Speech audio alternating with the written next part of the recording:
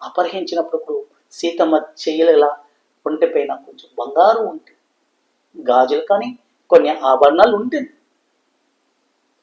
సీతాదేవి పైన వాడు రథం పైన ఆ విమానక పుష్పములు ఎత్తుకొని పోతూ ఉంటే ఆ సీతాదేవి ఆ యొక్క బాధను తెలుసు కూడా కొన్ని బంగారు ఆభరణాలు వదిలేస్తుంది, ఆడాడ వదిలేస్తుంది. ఆ వదిలేసినాక అక్కడక్కడ పోతుంది. జటాయుతో యుద్ధం. మళ్ళీ సీతమ్మ తల్లిని అశోకవనముల రావణుడు పెడతాడు. అమ్మవారు కృంగిపోతారు. సీతాదేవి అనుకుంటుంది, నాకు లెక్కలేని కనకముంది, బంగారం ఉంది, నేనెందుకు అమ్మాయ బంగారు జింక నేనెందుకు కోరాలి?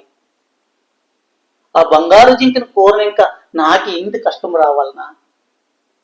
ఈ మాయా జింకను చూసేకపోయి ఈ మాయ రావణ్ నా వద్దకు రావాలనా అని విలపిస్తా ఉంటుంది. అప్పుడు రావణుడు వస్తాడు. సీత, ఇడీ ప్రపంచంలో ఎక్కడ ఏం కావాలో నీకు ఇస్తాను. నీ ఒంటి నిండా బంగారు ఆభరణతో వజ్ర వైద్యాలతో నీకు చేసిస్తాను. ఈ లంకా మహాపురం బంగారులతో చేసబడినది. ఈ బంగారమే ఈ లంకాపురికి ఒక అందం, ఆనందం, ఒక ప్రజ్వలిస్తుంది. అలాంటి మహానగరంలో నీకు బంగారు వర్ణాలతో నీకేం పని చేసిస్తాను అంటే సీతమ్మ తల్లి చిరునవ్వు నవ్వుతుంది. బంగారతో జన్మించిన బంగారతో ఉన్న నాకి నువ్వేమిచ్చేది తండ్రి? నీ బంగారు నా గడ్డి పుసతో సమానమని పక్కేస్తుంది. సీతమ్మ తల్లి లేని బంగార ఆ గడ్డి పుసతో వేసి పక్క పంపిస్తుంది. విలిపించిపోతుంది సీతాదేవి. ఈ యొక్క బంగారుతో నాకు ఏమిటి సంబంధము? పుట్టుకతో బంగారు, పెరుగుతో బంగారు, ఆ బంగారు జింకకి నేను ఆశపడటం ఏమిటి? మళ్ళీ బంగారు లంకలో నేను రావటం ఏమిటి?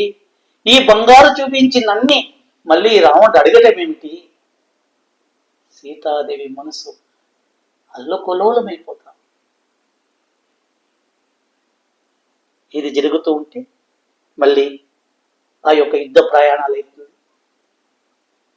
యుద్ధ ప్రయాణాలైనాక మళ్ళీ సీతాదేవి అయోధ్యకు చేరుకుంటుంది.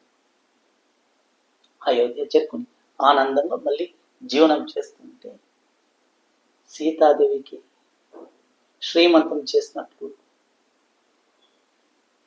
సీతాదేవి శ్రీమంతానికి కౌసల్య మహాదేవి, సుమిత్ర, ఆ యొక్క దశరథ మహారాజు ముగ్గురు భార్యలు అందరూ చేరి ఒక రకరకాల బంగారు పంచుతారు.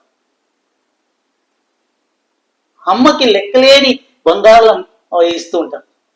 కౌసల్యాదేవి సీతమ్మదేవి మాట్లాడుతూ అమ్మ, అత్తగారు, ఇంత బంగారు ఉంది కాదు తల్లి, నాకెందుకమ్మా బంగారం? మళ్ళీ జనక మహారాజు ఇచ్చిన బంగారు, దశరథ మహారాజులు పెట్టిన బంగారు, ఇంత బంగారు ఈ శ్రీమంతానికి మళ్ళీ నాకు బంగారు ఏమిటి తల్లి అత్తగారు అని అడుగుతుంది.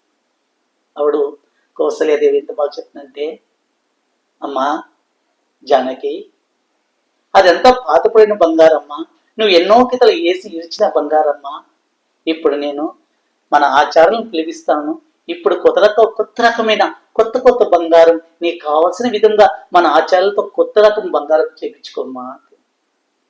కౌసల్యాదేవి చెప్పే చూసి సీతమ్మ తల్లి మళ్ళీ బంగారం పైన ఒక చిగురు టాక్స్ వస్తుంది.